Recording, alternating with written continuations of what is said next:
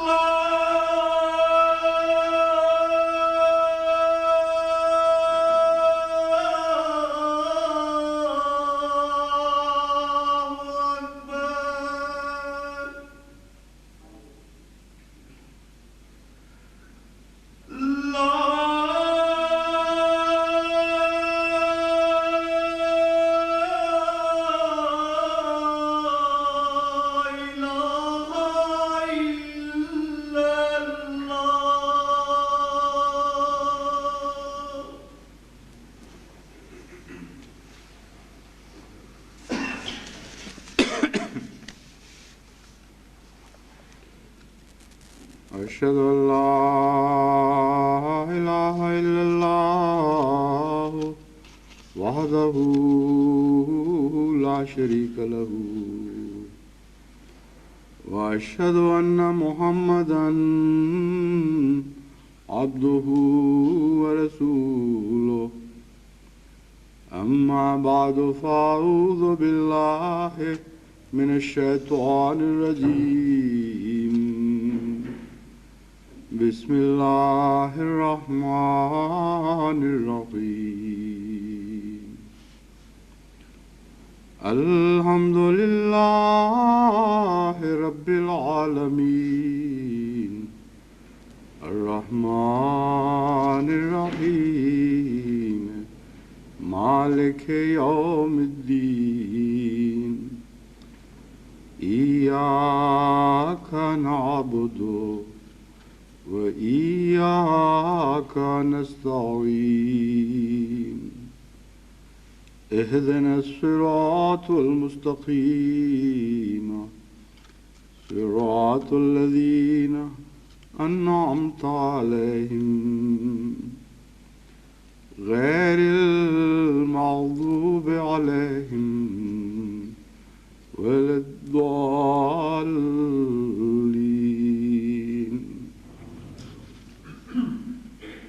قل إن كنتم تحبون الله فاتبعوني يحببكم الله ويغفر لكم ذنوبكم والله غفور رحیم۔ گزشتہ خطبے میں نے یہ بیان کیا تھا کہ تقویٰ کی دو بنیادیں ہیں، ایک اللہ کی محبت اور ایک اللہ کا خوف، اور تقویٰ جہاں سے بھی شروع ہو بالآخر اس کی جڑ دوسرے مقام میں بھی گڑ جاتی ہے۔ آغاز اس کا محبت الہی سے ہو تو خوف الہی کا پیدا ہونا ایک لازمی اور طبی نتیجہ ہے، اور آغاز خوف سے ہو تو رفتہ رفتہ خوف محبت میں تبدیل ہونے لگتا ہے۔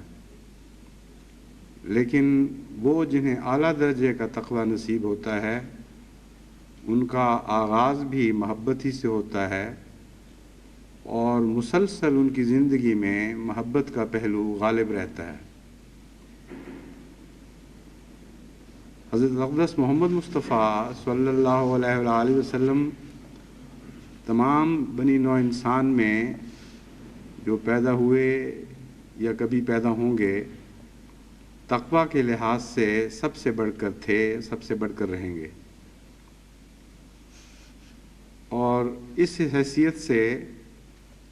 حضرت صلی اللہ علیہ وآلہ وسلم کی پیروی کرنے کا جو خلاصتاً گر ہمیں بتایا گیا ہے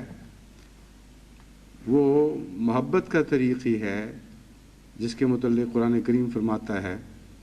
کہ حضرت محمد مصطفیٰ صلی اللہ علیہ وآلہ وسلم کی پیروی کرنا چاہتے ہو تو اللہ کی محبت کے سوا یہ پیروی ممکن نہیں، یا بصورت دیگر اللہ سے محبت کرنا چاہتے ہو تو محمد مصطفیٰ صلی اللہ علیہ وآلہ وسلم کی پیروی کے سوا یہ محبت ممکن نہیں۔ چنانچہ میں نے جو آیت آپ کے سامنے تلاوت کی ہے قُلْ إِن كُنتُمْ تُحِبُّونَ اللَّهَ فَاتَّبِعُونِي يُحْبِبْكُمُ اللَّهُ، اس کے اوپر میں گزشتہ درس میں بھی کچھ روشنی ڈال چکا ہوں۔ اس سے پہلے چند سال قبل ایک خطبے کا موضوع بھی یہی آیت تھی،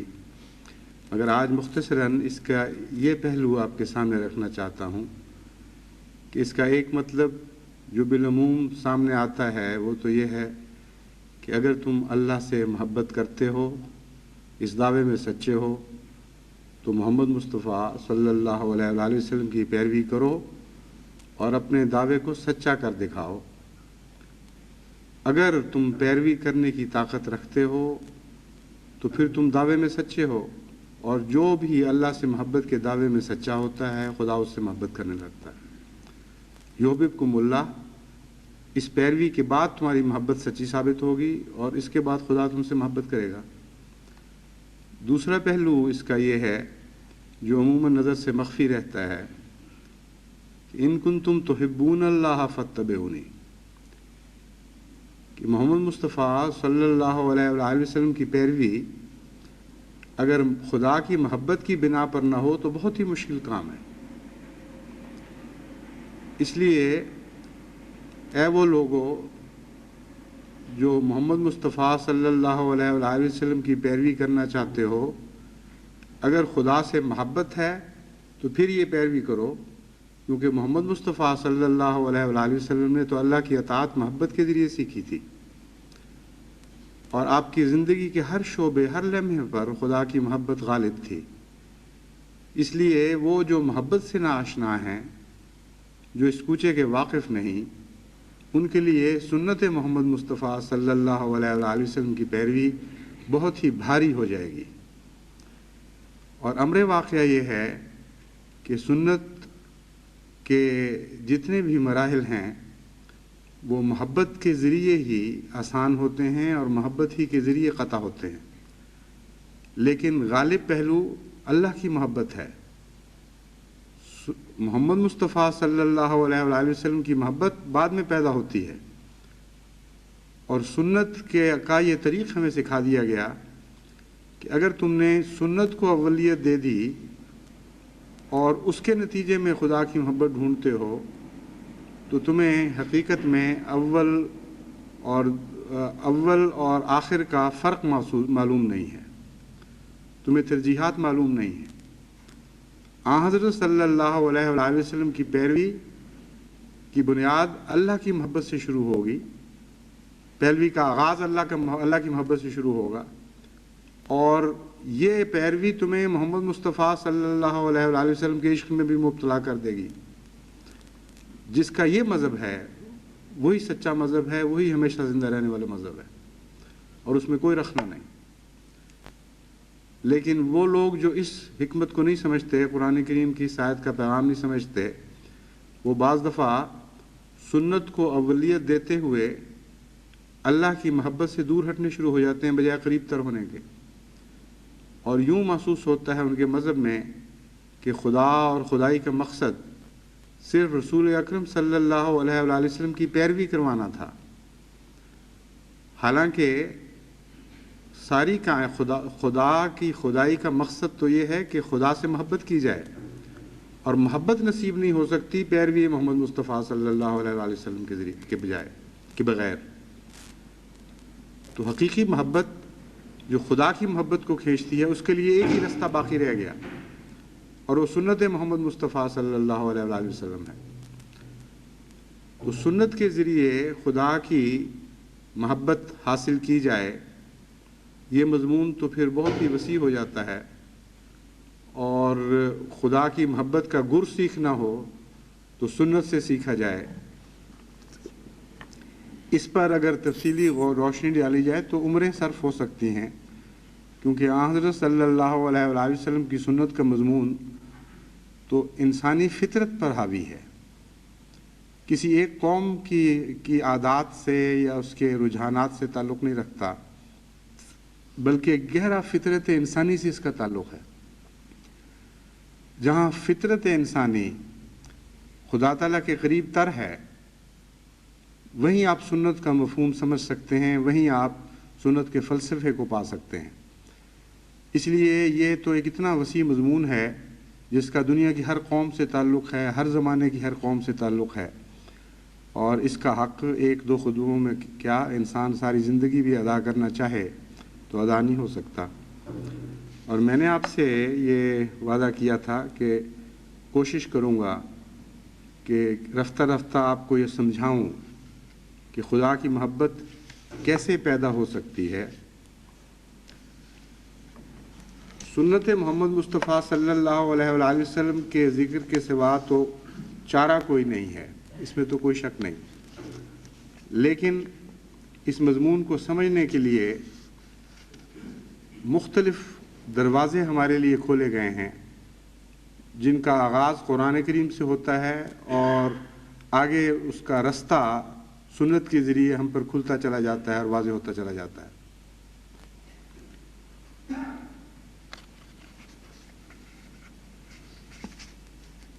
حضرت صلی اللہ علیہ وآلہ وسلم نے جو اللہ تعالیٰ کی محبت کے ہمیں راز بتائے اور وہ طریق سمجھایا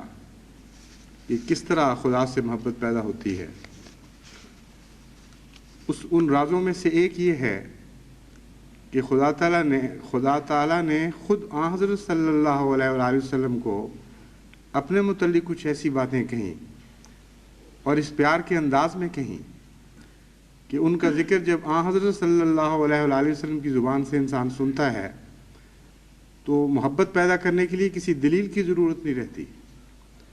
اس ذکر کے ساتھ ساتھ دل میں محبت پیدا ہونی شروع ہو جاتی ہے۔ اس لیے سنت کا ایک جو یہ پہلو ہے کہ حدیث قدسی سے اس مضمون کو شروع کیا جائے، میرے نزدیک یہ سب سے زیادہ مؤثر طریق ہے۔ قرآن کریم کے ذکر کے بعد آپ حدیث قدسی کی تلاش کریں، حدیث قدسی کے بعد حضرت صلی اللہ علیہ وآلہ وسلم کی روزمرہ کی زندگی میں اس حدیث کو جاری ہوتا دیکھیں تو اس کے نتیجے میں خدا تعالیٰ کے پیار کا پانا ایک کوشش کے نتیجے میں نہیں، اس کی وجہ سے خدا کے پیار کو پانا ایک کوشش کے نتیجے میں نہیں ہوگا، بلکہ خود رو ندی کی طرح خود بخود بہتی چلی جائے گی یہ محبت، اور انسان کو محسوس بھی نہیں ہوگا کہ کس طرح میں خدا کی محبت کو پا گیا۔ ایک جاری سلسلہ بن جاتا ہے خدا کا پیار، اور اس سے زیادہ آسان طریق اللہ تعالیٰ کی محبت حاصل کرنے کا اور کوئی نہیں۔ مثال کے طور پر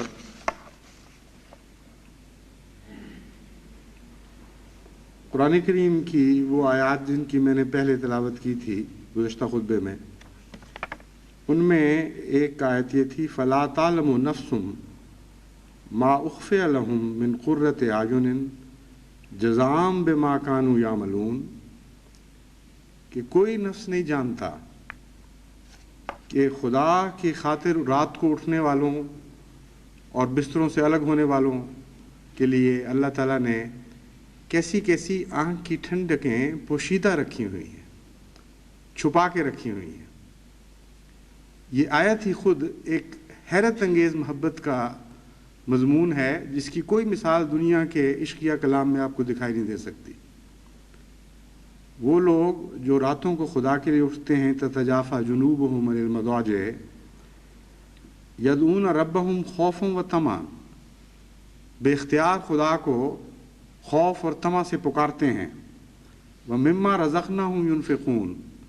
اور جو کچھ خدا نے انہیں دیا ہے خدا کے نام پر اس کے پیار کو جیتنے کے لیے خرچ کرتے ہیں۔ فلا تعلم نفس ما اخفی لہم، کوئی جان یہ معلوم نہیں کر سکتی، کسی نفس کو یہ توفیق نہیں ہے کہ اندازہ کر سکے کہ ان کے لیے خدا نے کیا کیا آنکھوں کی لذتیں اور دل کی چاہت کے سامان پیدا فرمائے ہیں۔ جزاء بما کانوا یعملون، یہ جزا ہے ان باتوں کی جو وہ کیا کرتے تھے۔ حضرت صلی اللہ علیہ وآلہ وسلم نے اس مضمون کو کہ خدا کی خاطر اپنے سارے اعمال کو ڈھالا جائے، کوئی اجر ایسا سامنے نہ ہو جو جسے ہم جنت کہتے ہیں، کوئی اجر ایسا نہ ہو جس کو ہم دنیا کی مراد سمجھتے ہیں، بلکہ خالصتاً محبت کی خاطر اللہ کے لیے انسان اٹھے اور محبت کی خاطر اسے یاد کرے، اور آخری مقصود رضائے باری تعالیٰ ہو۔ اس مضمون کو حضرت صلی اللہ علیہ وآلہ وسلم نے مختلف مواقع پر مختلف رنگ میں بیان فرمایا۔ چنانچہ ایک موقع پر حضرت اقدس محمد مصطفیٰ صلی اللہ علیہ وآلہ وسلم نے اللہ کی طرف یہ حدیث، یہ حکایت منسوب کرتے ہوئے فرمایا، اللہ تعالیٰ اہل جنت کو کہے گا، اے جنت کے رہنے والو، وہ جواب دیں گے، اے ہمارے رب، ہم حاضر ہیں، تمام سعادتیں تیرے پاس ہیں اور سب بھلائی تیرے قبضے میں ہے۔ اللہ تعالیٰ فرمائے گا، کیا تم خوش ہو؟ جنت میں رہنے والے عرض کریں گے، اے ہمارے رب، ہم کیوں نہ خوش ہوں، تو نے ہمیں وہ کچھ دیا جو اپنی مخلوقات میں سے کسی کو نہیں دیا۔ پھر اللہ تعالیٰ فرمائے گا، کیا میں تمہیں ان نعمتوں سے بہتر نعمت نہ دوں؟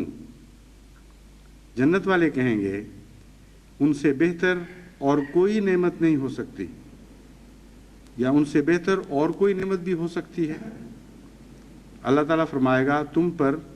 اپنی رضا نازل کروں گا، یعنی تم سے ہمیشہ کے لیے خوش ہو جاؤں گا، اور اس کے بعد کبھی بھی تم سے ناراض نہ ہوں گا۔ یعنی عام انسان کی جنت کو جنت ہے جس کا ظاہری الفاظ میں ہم کیا گیا ہے، اور اس کی جو بھی شکل ہے وہ بھی ہم پر پوری روشن نہیں ہے، اس میں کوئی شک نہیں، وہ بھی ہم پہ مخفی ہے۔ مگر حضرت محمد مصطفیٰ صلی اللہ علیہ وآلہ وسلم نے اللہ تعالیٰ سے خبر پا کر ہمارے لیے یہ معاملہ ہمیشہ کے لیے کھول دیا کہ خدا کے خالص بندوں کی جنت وہ جنت نہیں ہے جسے عام دنیا کے لوگ دودھ کی نہروں اور شہد والی جنت سمجھتے ہیں، اس سے پرے سب سے اعلیٰ یہ مولا کی جنت ہے، اس میں وہ چاہتے ہیں، اور اس جنت میں وہ مرنے کے بعد بستے بلکہ اس دنیا سے ہی بسنا شروع کر دیتے ہیں۔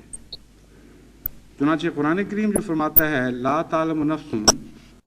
ما اخفی لهم من قرۃ اعین، اس کا ایک معنی یہ ہے کہ دوسروں کو خبر نہیں ہو سکتی سوائے اللہ کی محبت کرنے والوں کے لیے اس محبت میں کتنی کتنی لذت، کیسی کیسی لذتیں ہیں۔ جیسے دنیا والے کہتے ہیں ظالم تو نے پی ہی نہیں پتہ کہ شراب کا کیا مزہ ہے، تو لا تعلم نفس سے مراد یہاں یہ ہوگی کہ کوئی دوسرا شخص جس کو خدا کی محبت کا تجربہ نہیں ہے، اس کے وہم و گمان میں بھی نہیں آتا کہ وہ کیا لذتیں ہیں جو خدا ان کے لیے مخفی کر رہے ہیں۔ اور لفظ مخفی کرنے میں ایک خاص لطف ہے جسے ہم انگریزی میں سرپرائز کہتے ہیں۔ عام طور پر لوگوں کو جس پیار ہو کے لیے اپنی محبت کے اظہار میں تعجب بھی شامل کرنا چاہتے ہیں، اور تعجب کا عنصر یعنی سرپرائز کا جز اگر شامل ہو جائے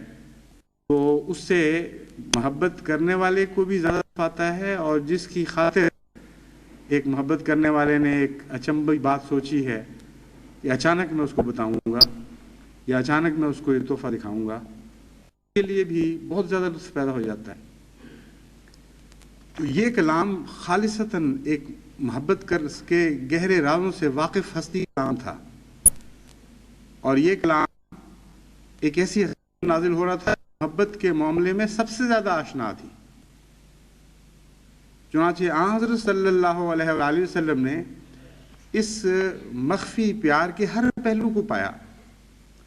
اور ایک صاحب تجربہ کے طور پر آپ کی زندگی میں یہ تمام لمحات، یہ تمام واقعات، یہ تمام تعجب انگیز پیار کے اظہار اس طرح جاری ہو گئے کہ آپ کی زندگی کا ایک جزء لازم بن گئے تھے۔ ما اخفی لهم میں ہر قسم کی محبت آتی ہے۔ ایک خاوند کو بیوی سے جو محبت ہے اس کا لطف بھی اس میں آ جاتا ہے، اور ایک دوست کو دوست سے جو محبت ہے اس کا لطف بھی آ جاتا ہے، ایک ماں کو ایک بچے سے جو پیار ہے اس کا لطف بھی آ جاتا ہے، کیونکہ اخفی لہم کا پہلو انسان کی محبت کے ہر پہلو پر حاوی ہے۔ اس کا کوئی بھی آپ تصور باندھیں، کسی تعلق کا تصور باندھ لیں، اس میں آپ کو یہ اخفی لہم کا مضمون ضرور نظر آئے گا۔ ہر انسان یہ چاہتا ہے کہ کچھ میں چھپا کے رکھوں۔ مائیں بعض دفعہ اپنے بچوں کے لیے چیزیں چھپا کے رکھ لیتی ہیں، اور بظاہر یہ اس طرح اپنا رویہ رکھتی ہیں کہ گویا کچھ نہیں کھانے کے لیے،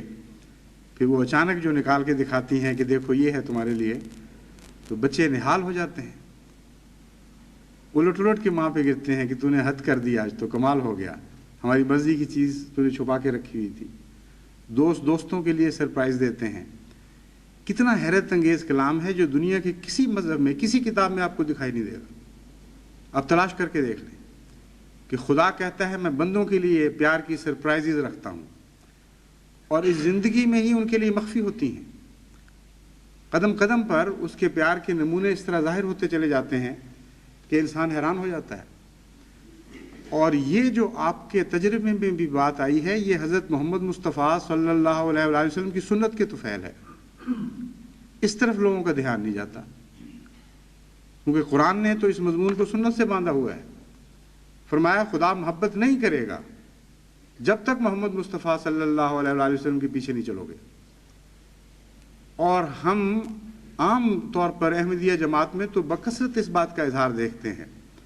کہ خدا کی خاطر کوئی انسان کوئی فعل کرتا ہے، پیار کا اظہار کرتا ہے، کوئی قربانی پیش کرتا ہے، تو خدا اس اتنے مختلف رنگ میں اس کا جواب اس کو دیتا ہے، اتنے مختلف رنگ میں اپنے پیار کا اظہار اس پر کرتا ہے تو حیران رہ جاتا ہے کہ میرا تو عمل کچھ بھی نہیں تھا جس کے مقابل پر خدا نے اتنا مجھ سے پیار کیا۔ یہاں تک تو بات درست ہے، لیکن عموماً ذہن اگلا قدم نہیں اٹھاتا کہ مجھے کیوں نصیب ہوا۔ اس لیے کہ یہ طریق میں نے حضرت صلی اللہ علیہ وآلہ وسلم کی پیروی سے سیکھا تھا، اس لیے کہ حضرت صلی اللہ علیہ وآلہ وسلم کی پیروی نے میری ساری زندگی کے اوپر ایک نقش کیا ہوا ہے۔ اگر وہ نقش نہ ہو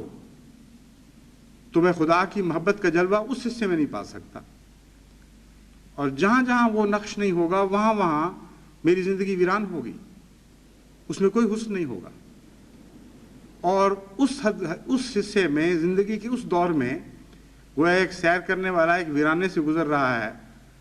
جہاں اس کو نہ ٹھنڈا سایہ مل سکتا ہے، نہ کوئی خوبصورت موڑ ہے اس کے لیے، نہ کوئی سستانے کے لیے جگہ، نہ پیاس بجھانے کے لیے ٹھنڈا پانی۔ ایسے سفر سے طبیعت اکتا جاتی ہے۔ لیکن اگر خیال ہو، اگر یہ شعور بیدار ہو کہ لذت کیا ہے اور میں سفر کیوں کر رہا ہوں، اگر شعور مر چکے ہوں تو بعض دفعہ انسان لمبے سفر کرتا ہے، اس کو پتہ نہیں لگتا میں کیا کر رہا ہوں، بے ہوشی اور ایک بے وقوفی کی حالت میں اپنی زندگی بسر کر دیتا ہے۔ تو حضرت صلی اللہ علیہ وآلہ وسلم کی پیروی کا مضمون خدا کی محبت سے باندھ کر قرآن نے عجیب کرشمہ دکھایا ہے۔ ہر دنیا کا مضمون آسان کر دیا ہے، ہر نیکی کا سفر آسان کر دیا ہے، توحید کی روح ہمیں بتا دی، توحید خالص کہتے کس کو ہیں، اور حضرت صلی اللہ علیہ وآلہ وسلم سے محبت کرنے کا فلسفہ کیا ہے، آپ پر درود ہم کیوں پڑھیں اور کس طرح پڑھیں۔ ہر پیروی کے بعد جب خدا آپ سے پیار کرے گا تو ہر پیار کے بعد آپ کو اگلا قدم اٹھانا چاہیے، ہر پیار کے بعد بے ساختہ آپ کے دل سے درود اٹھنا چاہیے کہ اے میرے آقا، اے میرے محمد، تیری جوتیوں کے غلام، ہم جیسے ذلیل انسانوں کو بھی خدا محبت کے اظہار فرما رہا ہے، اس لیے کہ ہم نے تیری پیروی کی تھی، اور خدا کی محبت کا ہر اظہار تیری پیروی سے باندھ دیا گیا ہے، اس کے سوا کوئی بھی نہیں ہے صورت۔ کس طرح انتشار کے ساتھ ایک پھر توحید پیدا ہوتی ہے، اور کبھی نہ ٹوٹنے والی توحید کا مضمون انسان کے سامنے ابھرتا ہے۔ تو محبت کے ذریعے جو تقوی نصیب ہوتا ہے اس میں پھر افتراق کوئی نہیں ہوتا، اس میں مضمونوں کا آگے پیچھے کرنا یا خلط ملط کرنے کا خطرہ باقی نہیں رہتا۔ یہ وہم نہیں پیدا ہو سکتا پھر کہ حضرت صلی اللہ علیہ وآلہ وسلم کے مقام کو نعوذ باللہ من ذالک خدا کی توحید کے مقابل پر نہ کھڑا کر دیا جائے۔ ایسی حیرت انگیز آیت ہے قُلْ إِن كُنتُمْ تُحِبُّونَ اللَّهَ فَاتَّبِعُونِي يُحْبِبْكُمُ اللَّهُ، کہ اس کی روشنی میں آپ شش جہات میں سفر کر جائیں، آپ کے لیے کوئی ٹھوکر نہیں، کوئی خطرہ نہیں، کوئی خدشہ نہیں۔ تو تقوی اگر سیکھنا ہے تو اس میں شک نہیں کہ محمد مصطفیٰ صلی اللہ علیہ وآلہ وسلم سے سیکھا جائے گا، قدم قدم آپ کی پیروی سے سیکھا جائے گا، لیکن آغاز اس سفر کا خدا کی محبت کے سوا اور نہیں ہو سکتا۔ بس اس کا ایک دوسرا معنی یہ بھی بن جائے گا کہ ہر سفر کے لیے تم زیادہ راہ لیتے ہو، میرے پیچھے آنا چاہتے ہو، اگر میرے پیچھے چلنا ہے تو میں تو انہی کو بلاؤں گا جو خدا کی محبت کا زیادہ راہ لے کر میرے پیچھے چلتے ہیں، ورنہ میرا سفر ایسا وسیع ہے، ایسے رستوں سے گزرتا ہے کہ اس ذات کے سوا کوئی ذات تمہارے کام نہیں آ سکتا۔ چند دن میں فاقے مر جاؤ گے، تم میرے ساتھ نہیں چل سکو گے۔ ہاں خدا کی محبت کا مضمون لے کے چلتے ہو تو پھر ہر قدم، ہر وادی پہ تمہارا یہ سفر آسان ہوتا چلا جائے گا۔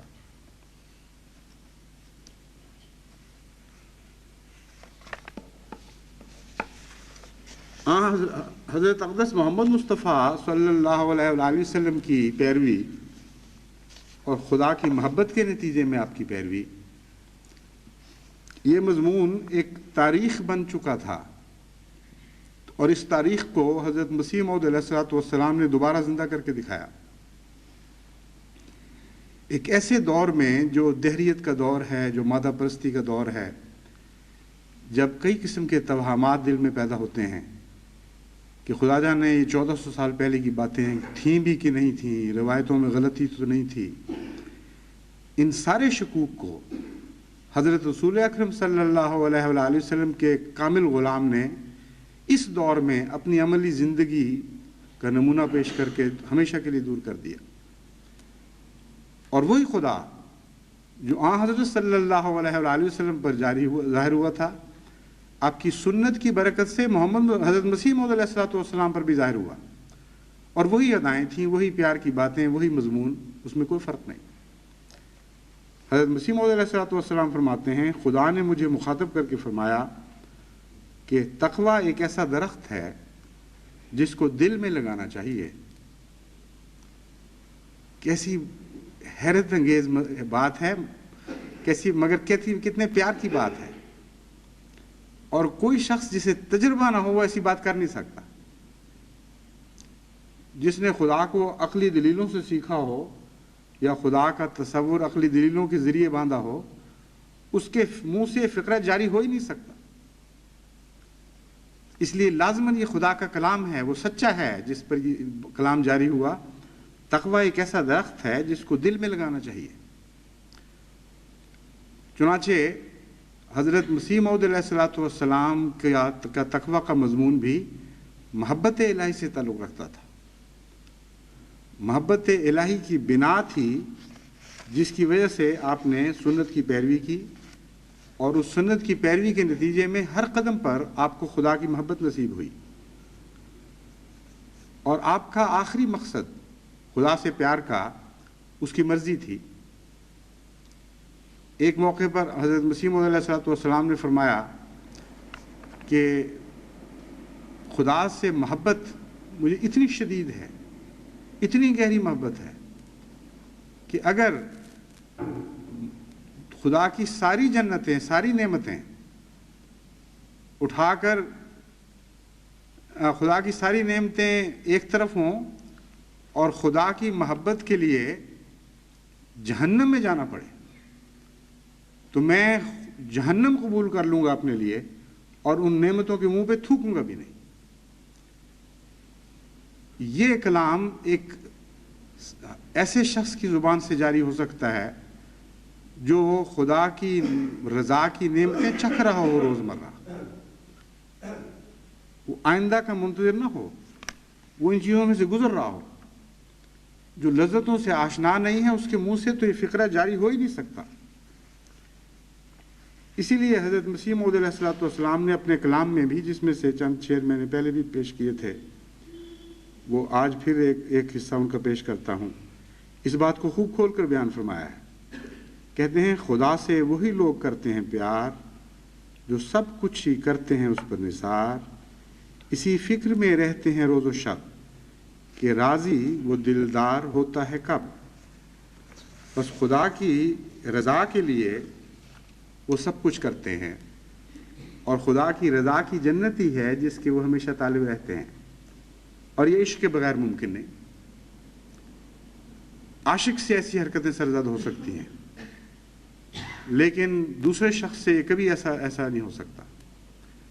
اور حقیقت یہ ہے کہ ہمارے روزمرہ کی زندگی میں ایسے مشاہدات ہوتے رہتے ہیں جن کے نتیجے میں ہم خود یہ جان سکتے ہیں، تجربے سے یہ پہچان سکتے ہیں کہ اصل راز رضا اور پیار میں ہی ہے، نعمتوں میں نہیں ہے۔ چنانچہ آپ میں سے بہتوں کو یہ تجربہ ہوگا، کسی کے لیے، کوئی بچے کے لیے مثلا ماں باپ میں سے کوئی باہر سے آتا ہے، تحفہ لے کے آتا ہے۔ بعض بچے ایسے ہوتے ہیں، خواہ اپنے ہوں یا کسی کے، ان کی زیادہ نظر تحفے پر ہوتی ہے، اور بعض بچے ایسے ہوتے ہیں جو تحفے کو ایک طرف پھینک دیتے ہیں پہلے، جب تک اپنے پیار کا چسکا پورا نہ کر لیں، گلے سے چمٹ نہ جائیں، گودی میں کچھ دیر نہ چڑھ بیٹھیں، اس وقت تک وہ تحفہ ان کے لیے ایک ثانوی حیثیت رکھتا ہے۔ تحفہ دینے والا جتنا ایسے بچے کی قدر کر سکتا ہے، اس کا 10واں حصہ بھی دوسرے بچے کی قدر اس کے دل میں پیدا نہیں ہو سکتی۔ جس کا تعلق تحفے کی وساطت سے ہوتا ہے اور ہمیشہ تحفے کی وساطت سے رہتا ہے۔ خدا کی نعمتیں ایک تحفہ ہیں، اور ان نعمتوں پر آپ جتنا غور کریں آپ کو خدا سے پیار ہوتا چلا جائے گا۔ مگر عارف باللہ جانتے ہیں، اور انہوں نے ہمیں یہ مضمون سکھایا کہ یہ تحفے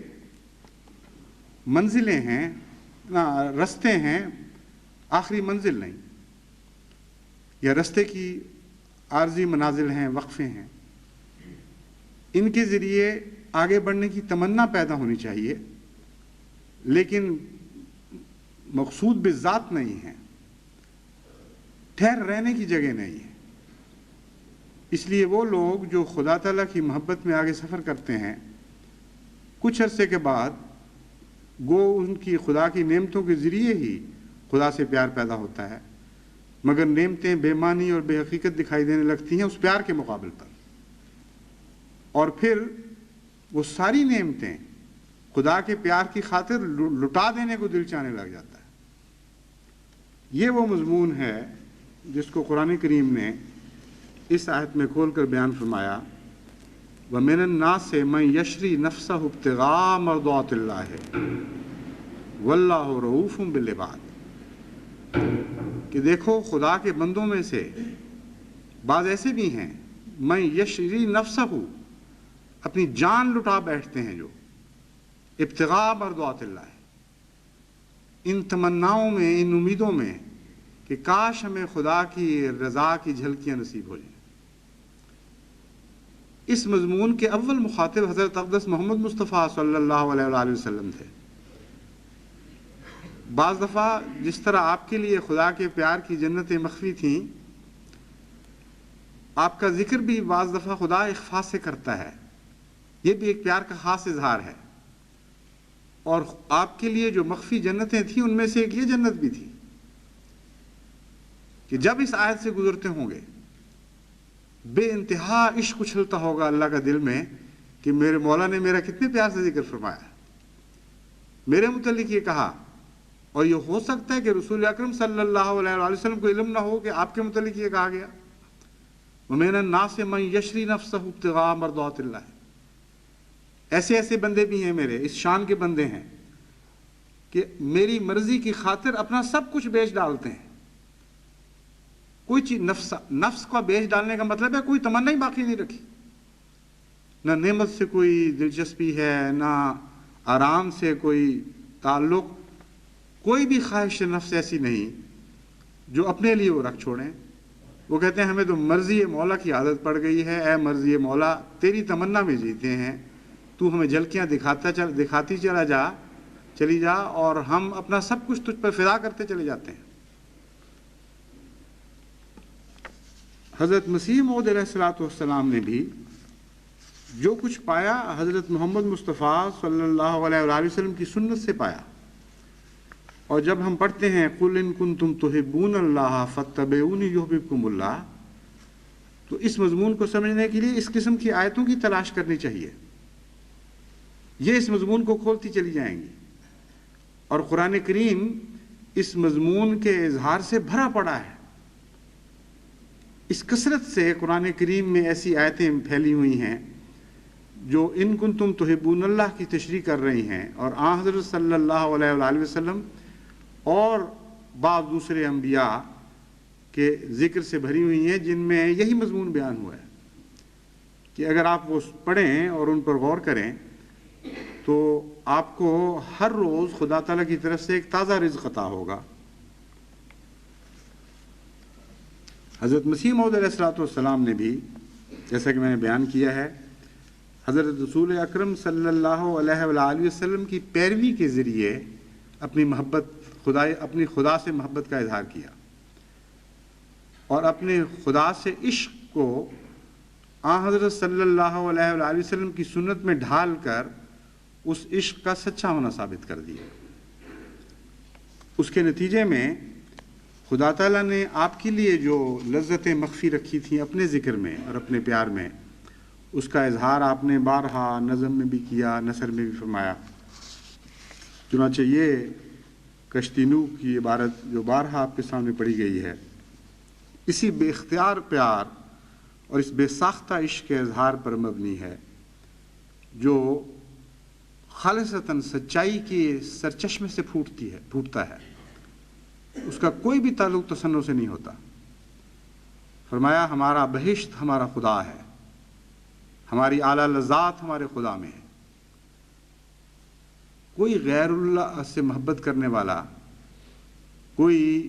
دنیا سے پیار کرنے والا یہ فقرہ کہہ ہی نہیں سکتا. کسی ملا کے دماغ کے کونے میں بھی یہ بات نہیں آ سکتی کہ ہمارا بہشت ہمارا خدا ہے. فرماتے ہیں ہماری اعلیٰ لذات ہمارے خدا میں ہیں، کیونکہ ہم نے اس کو دیکھا اور ہر ایک خوبصورتی اس میں پائی. یہ دولت لینے کے لائق ہے اگرچہ جان دینے سے ملے. من یشری نفسہ ابتغاء مرضات اللہ، وہی مضمون ہے جو بیان فرما رہے ہیں. یہ دولت لینے کے لائق ہے اگرچہ جان دینے سے ملے، اور یہ لال خریدنے کے لائق ہے اگرچہ تمام وجود کھونے سے حاصل ہو. اے محروموں، اس چشمے کی طرف دوڑو کہ وہ تمہیں سیراب کرے گا. یہ زندگی کا چشمہ ہے جو تمہیں بچائے گا. میں کیا کروں اور کس طرح اس خوشخبری کو دلوں میں بٹھا دوں، کس دف سے بازاروں میں منادی کروں کہ تمہارا یہ خدا ہے، تا لوگ سن لیں، اور کس دوا سے میں علاج کروں تا سننے کے لیے لوگوں کے کان کھلیں.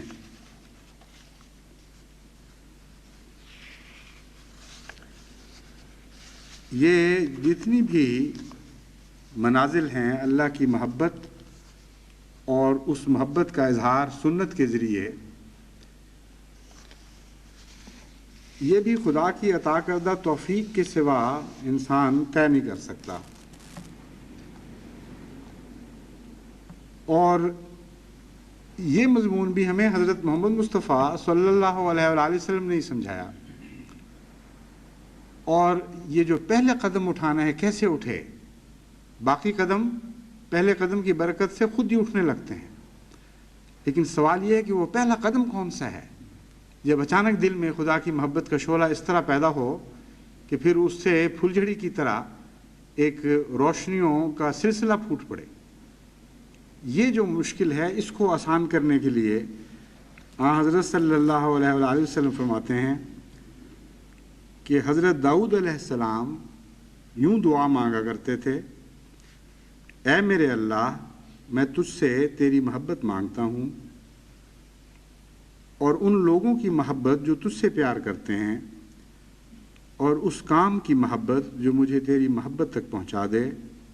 اے میرے خدا، ایسا کر کہ تیری محبت مجھے اپنی جان، اپنے اہل و عیال اور ٹھنڈے شیریں پانی سے بھی زیادہ پیاری اور اچھی لگنے لگے. یہ دعا جہاں تک ممکن ہے ہر احمدی بڑے چھوٹے کو یاد کرنی چاہیے. مجھے یاد ہے قادیان میں ایک دفعہ حضرت مسلم موعود رضی اللہ تعالیٰ عنہ نے یہ دعا یاد کرنے کی تلقین بھی فرمائی، اور پھر آہستہ آہستہ پڑھ کر دوستوں کو سنائی تاکہ یاد کر لیں، اور بعد میں پھر باقاعدہ جماعت کی طرف سے مختلف قطعات کی شکل میں چھپا کر ہر جگہ دکانوں گھروں پر آویزہ ہونے لگی. تو یہ چونکہ بہت ہی اہم اور بنیادی دعا ہے، اس لیے ساری دنیا میں جماعت کو یہ کوشش کرنی چاہیے اپنے انتظام کے تابع کہ یہ دعا سب کو یاد کروا دی جائے. اللہم انی اسألک حبک و حب من احبک والعمل الذی یبلغنی حبک. اللہم اجعل حبک احب الی من نفسی و اہلی و من مائل بارد. ترجمہ اس کا میں پہلے سنا چکا ہوں. بعض جگہ نسبتاً چھوٹی ہے یہ بعض روایتوں میں یہ دعا، لیکن یہ تفصیلی دعا یہاں ترمذی میں کتاب الدعوات میں درج ہے.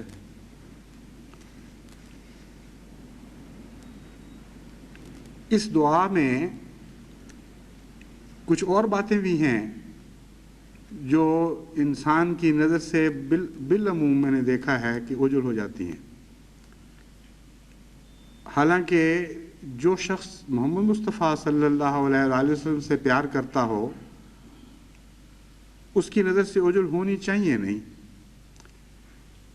سوال یہ پیدا ہوتا ہے کہ اس دعا کا آغاز کیسے ہوا؟ کیا نعوذ باللہ حضرت صلی اللہ علیہ وآلہ وسلم کو خدا اس لیے یہ خبر دے رہا تھا کہ آپ کو پتہ نہیں تھا کہ خدا کی محبت کیسے حاصل کی جاتی ہے؟ اور کیا نعوذ باللہ حضرت داؤد کی مثال دے رہا تھا کہ داؤد سے سیکھو اگر مجھ سے محبت کرنا سیکھنا ہے؟ یہ تو بالکل ہی لغو خیال ہے، اس کی کوئی بھی حقیقت نہیں ہے۔ اور قرآن کریم اس مضمون کو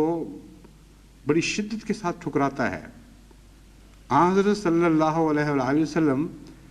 اللہ تعالیٰ سے عشق کے مقام میں ایک اتنے بلند و بالا اور عرفہ منزل پر، بلند و بالا اور عرفہ مقام پر فائز تھے کہ آپ کے اس مقام کو 7ویں آسمان سے بھی آگے گزر جانے والا دکھایا گیا ہے، اور مختلف انبیاء کو جو مختلف آسمانوں پر دکھایا گیا ہے یہ بتایا گیا ہے کہ ان کا خدا کا عرفان یہاں تک تھا، ان کا خدا کی محبت کا تصور یہاں تک تھا، وغیرہ وغیرہ۔ تو ظاہری طور پر تو یہ کوئی ایسے آسمان نہیں ہیں جن کو دکھایا گیا ہے اس حضرت صلی اللہ علیہ وسلم کے معراج میں۔ یہی مضمون تھا کہ خدا کی محبت اور خدا کے عرفان میں کون سا نبی قریب تر ہوا۔ تو اس مضمون کے سامنے اس حدیث کا یہ ترجمہ اس حدیث کے متعلق یہ خیال کر لینا کہ خدا تعالیٰ رسول اللہ صلی اللہ علیہ وسلم کی تربیت کر رہا تھا، یہ تو بالکل عقل میں پڑنے والی بات نہیں ہے۔ اس لیے بھی یہ حدیث بیان نہیں ہو سکتی، اس لیے بھی یہ مضمون رسول اللہ صلی اللہ علیہ وسلم کے سامنے بیان نہیں ہو سکتا کہ آپ اپنی امت کو بتائیں کہ اس معاملے میں آپ کی نہیں بلکہ حضرت داؤد کی پیروی کریں۔ یہ کیسے ہو سکتا ہے؟ جس کی سنت کامل ہو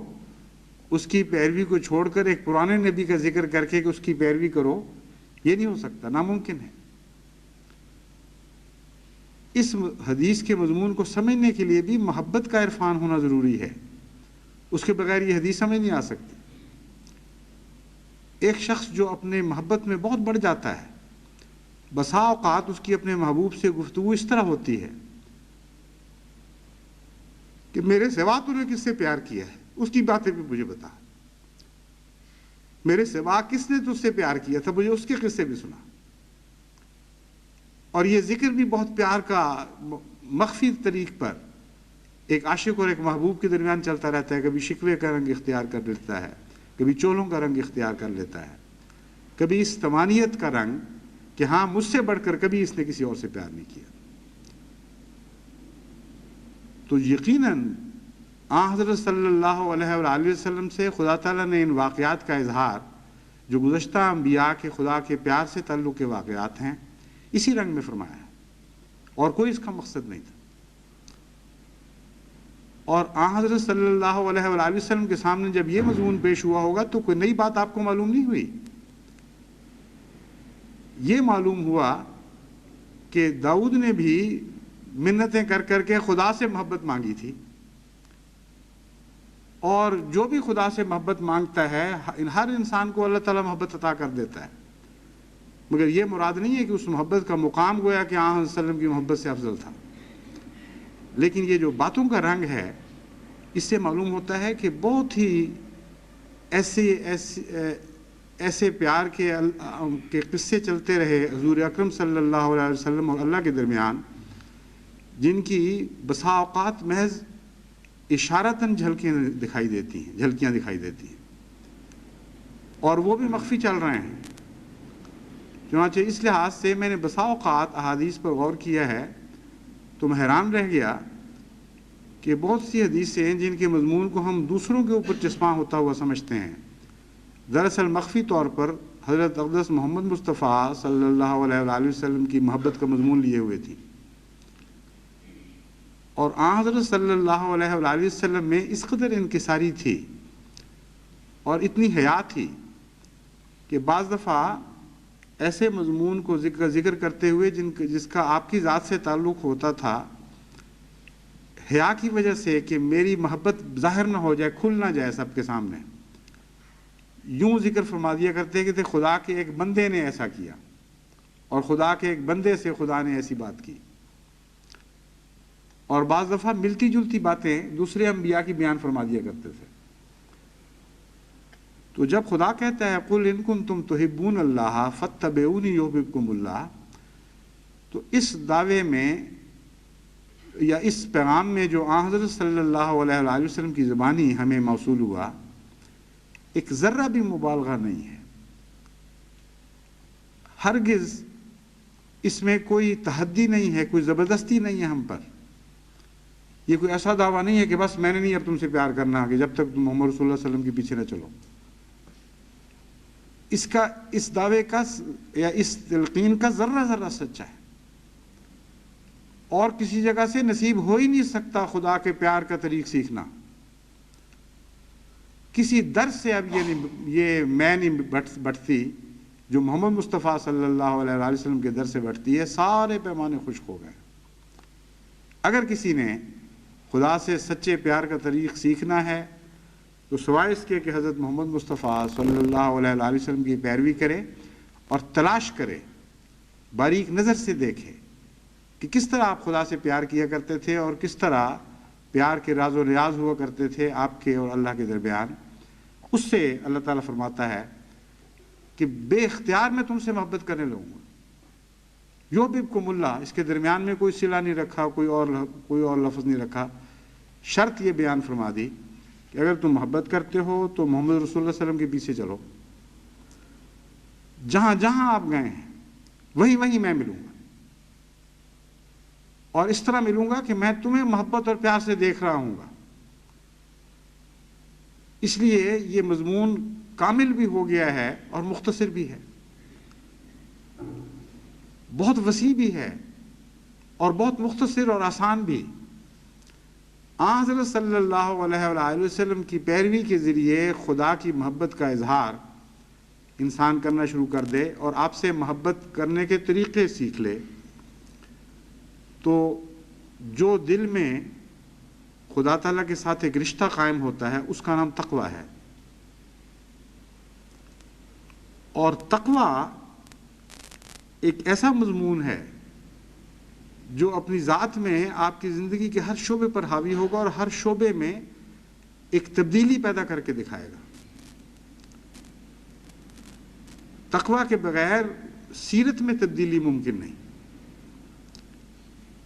اور محمد مصطفیٰ صلی اللہ علیہ وآلہ وسلم کی پیروی جو خدا کی محبت پر مبنی ہو، اس کے بغیر تقویٰ نصیب نہیں ہو سکتا. اس بات کو میں پھر دہراتا ہوں، وہ پیروی جو خدا کی محبت پر مبنی نہ ہو، اس کے بغیر تقویٰ نصیب نہیں ہو سکتا. ورنہ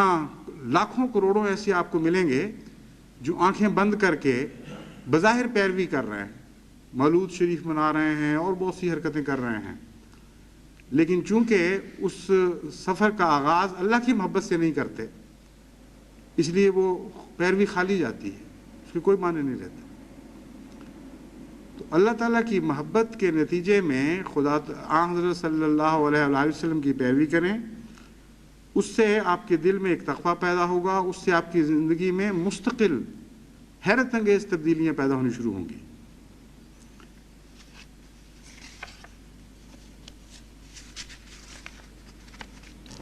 حضرت مسیح موعود علیہ الصلوۃ والسلام نے اس مضمون کو خوب کھول کر مختلف اپنی کتب میں مختلف پیراؤں میں بیان فرمایا ہے. تقویٰ کے نتیجے میں انسان کو عقل کیسے حاصل ہوتی ہے، اور تقویٰ اور عقل دراصل ایک ہی چیز کے دو نام بن جاتے ہیں. اس مضمون پر روشنی ڈالتے ہوئے حضرت مسیح موعود علیہ الصلوۃ والسلام فرماتے ہیں، یا ایھا الذین آمنوا ان تتقوا اللہ یجعل لکم فرقانا وَيُكَفِّرْ عَنْكُمْ سَيِّئَاتِكُمْ وَيَجْعَلْ لَكُمْ نُورًا تَمْشُونَ بِهِ. یہ قرآن کریم کی آیت ہے. فرماتے ہیں یعنی اے ایمان والو، اگر تم متقی ہونے پر ثابت قدم رہو اور اللہ تعالیٰ کے لیے اتقاء کی صفت میں قیام اور استحکام اختیار کرو، تو خدا تعالیٰ تم میں اور تمہارے غیروں میں فرق رکھ دے گا. یعنی تقویٰ اگر دل میں ہو اور جس طرح تقوی حضرت مسیح موعود علیہ السلام نے سمجھا اور بیان فرمایا، تو یہ ہو نہیں سکتا کہ ایک احمدی میں اور ایک غیر احمدی میں، ایک دوسرے مذہب والے میں کوئی فرق نظر نہ آئے۔ یہ وہ بنیادی چیز ہے جو ہمارے لیے ہمیشہ کسوٹی کا کام دیتی رہے گی، اور اس کسوٹی پر ہمیں اپنے آپ کو پرکھنا پڑے گا۔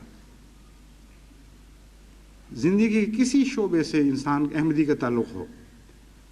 اگر وہ تقوی پر مبنی ہے،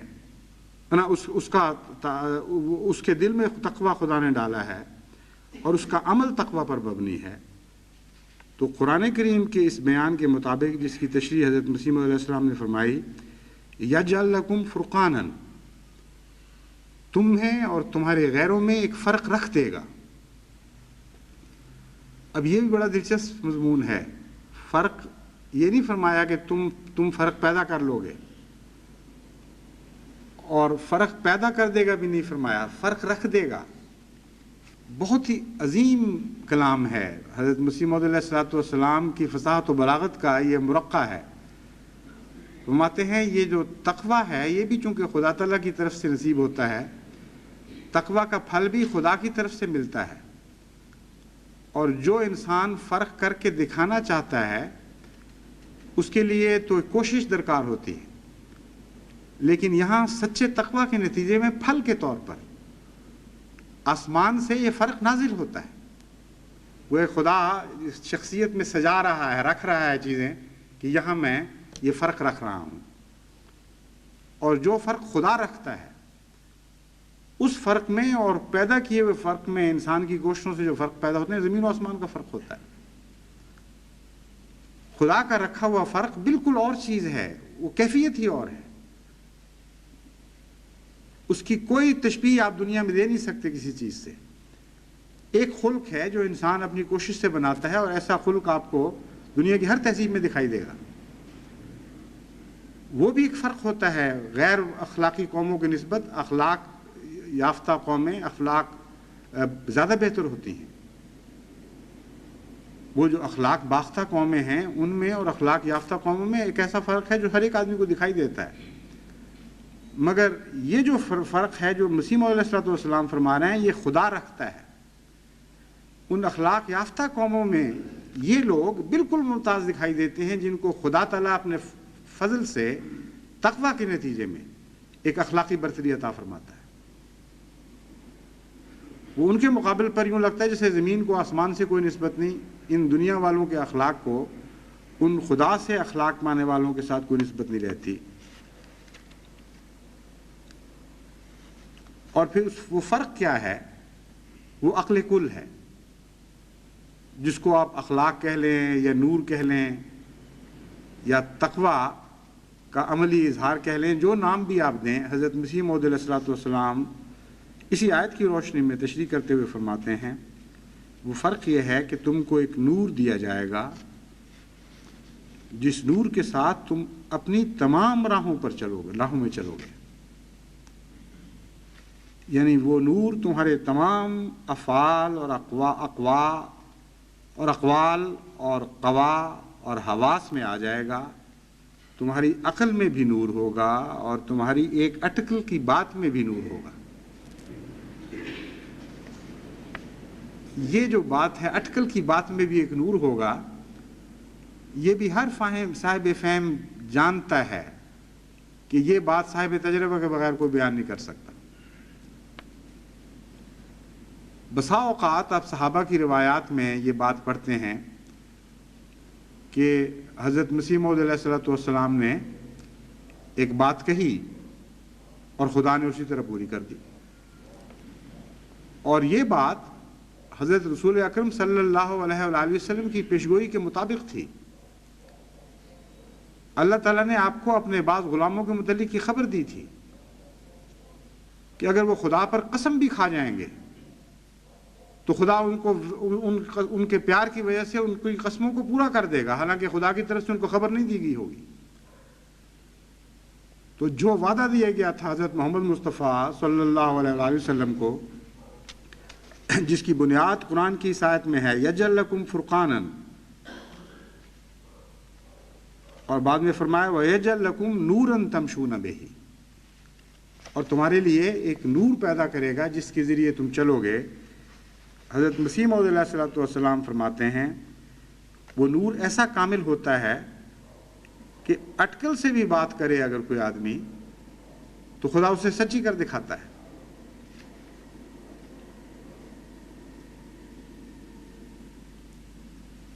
فرماتے ہیں تمہاری آنکھوں میں بھی نور ہوگا، اور تمہارے کانوں اور تمہاری زبانوں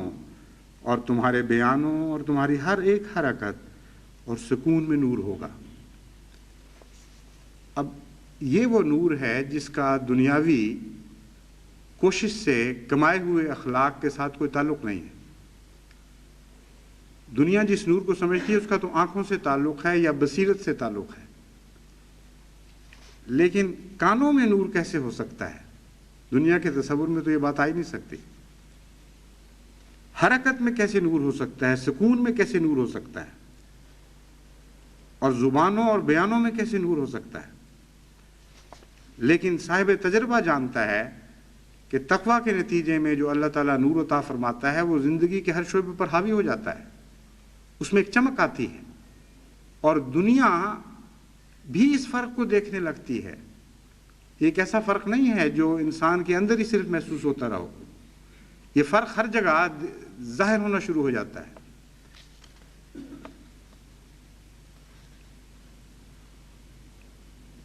پھر فرماتے ہیں جن راہوں میں تم چلو گے وہ راہ نورانی ہو جائیں، وہ راہیں نورانی ہو جائیں گی، یعنی رستوں پر اپنا نور چھوڑتے چلے جاؤ گے۔ جس طرح ایک کیمیاوی روشنی سے منور ہونے والی چیز بسا اوقات جن جگہوں پر چلتی ہے اس کیمیاوی مادے کا کچھ نہ کچھ اثر پیچھے چھوڑتی چلی جاتی ہے،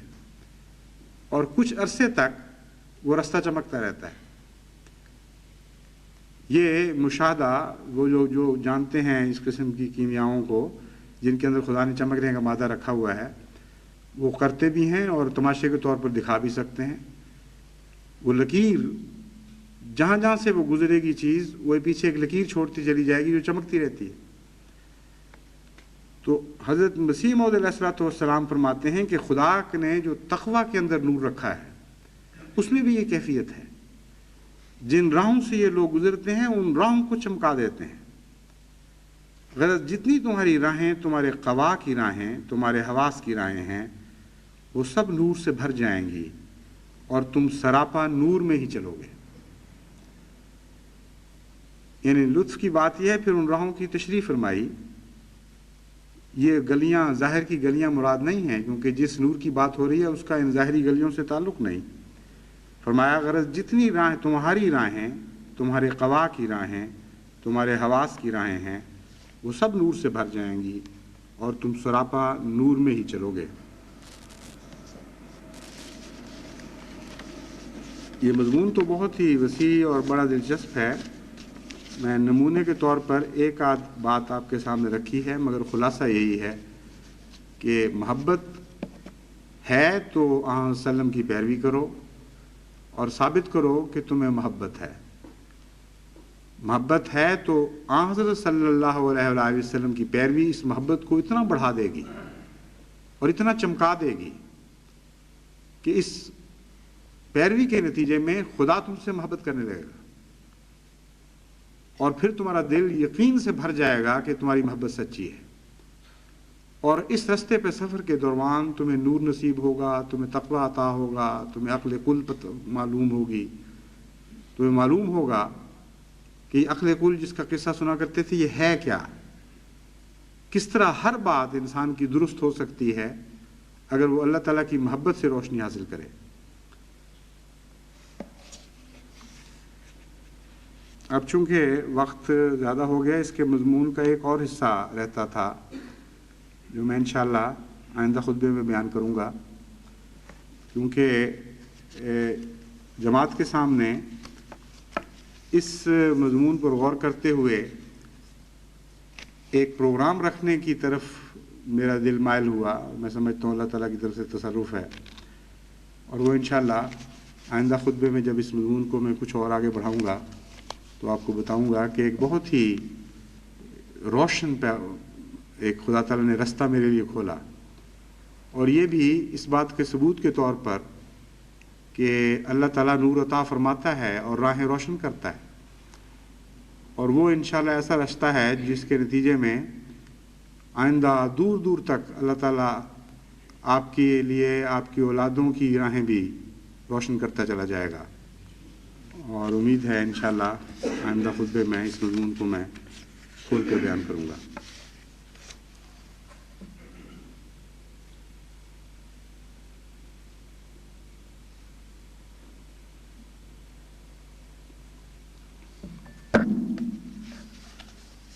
अल्हम्दुलिल्लाह नहमदुहु व नस्तईनुहु व नस्तगफिरुहु व नुमिनु बिही व नतवक्कलु अलैहि व नऊज़ु बिल्लाहि मिन शुरूरि अनफुसिना व मिन सय्यिआति अमालिना। मन यहदिहिल्लाहु फला मुदिल्ल लहु व मन युद्लिल्हु फला हादिय लहु। ونشهد أن لا إله إلا الله وحده لا شريك له ونشهد أن محمدا عبده ورسوله۔ آج جمعے کے بعد کچھ جنازے ہوں گے، جن میں سب سے پہلے تو ایک سیرا لیون سے ایک افسوسناک خبر آئی ہے کہ ہمارے وہاں کے ایک بہت ہی پرانے اور مخلص احمدی جماعت کے فدائی تھے، اپاپا یا کیا لفظ ہے، الحاج یحییٰ کمارہ صاحب، وہ وفات پا گئے ہیں، تو ان کے جنازہ غائب کی درخواست کی گئی ہے۔ دوسرے ہمارے ایک مبلغ ہیں موریشس کے، مکرم رفیق احمد صاحب جاوید، ان کے بھائی کا جنازہ ہم نے پیچھے پڑھا تھا، اچانک حادثے میں فوت ہو گیا تھا امریکہ میں۔ ان کے والد صاحب بھی تھوڑے عرصے کے بعد ہی وفات پا گئے، یا تو صدمے کا اثر تھا یا ویسے ہی عمر زیادہ ہوگی، مگر بہرحال یہ دو صدمے اس خاندان کو اوپر تلے دیکھنے پڑے۔ محمد لطیف صاحب سندھی دارالصدر غربی ربوہ میں رہتے تھے، ان کی بھی وفات کی اطلاع ملی ہے۔ اسی طرح ہمارے سیکورٹی کے افسران میں سے مبارک احمد صاحب ساہی کے خسر، مکرم چودھری رشید احمد صاحب باجوہ کی وفات کی اطلاع آئی ہے، ان کی بھی نماز جنازہ ہوگی۔ اور سیدہ افضل بی بی صاحبہ، جو مکرم سید محمد یحییٰ صاحب assistant professor government science college Faisal آباد کی والدہ تھیں، ان کی بھی نماز جنازہ ہوگی۔ اور اسی طرح آخر پہ مکرم چودھری فضل صاحب گوندل، یہ دو ہیں کٹھے، محمد اسلم صاحب گوندل، خانوال ضلع گجرات کی اطلاع ہے، کٹھے دونوں کی، یہ پتہ نہیں وہ کہیں غلطی سے کہیں بعض دفعہ لکھتا ہے ولد لکھا جاتا ہے، پتہ نہیں کس طرح لکھا گیا ہے۔ کہاں ہے ہادی علی؟ نہیں، کیونکہ ویسے تعجب ہے کہ دونوں کو اکٹھی کیسے وفات ہوئی۔ بہرحال جو بھی ہے شکل، اللہ تعالیٰ کے نزدیک ان میں سے جو بھی وفات شدہ ہے، ایک یا دو، ان کی نماز جنازہ غائب ہم پڑھیں گے۔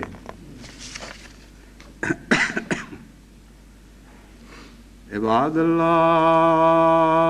رحمکم اللہ، ان اللہ یامر بالعدل والإحسان